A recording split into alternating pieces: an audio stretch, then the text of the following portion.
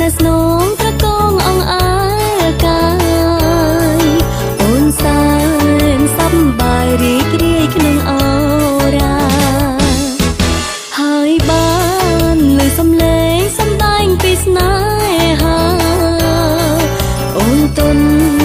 អរាមិនចង់ទៅណាឡើយអោបអូនទៀតមកអោបមកប៉ុនលោកអើយអើយអូនបានស្បាយលើកណាយវាសនា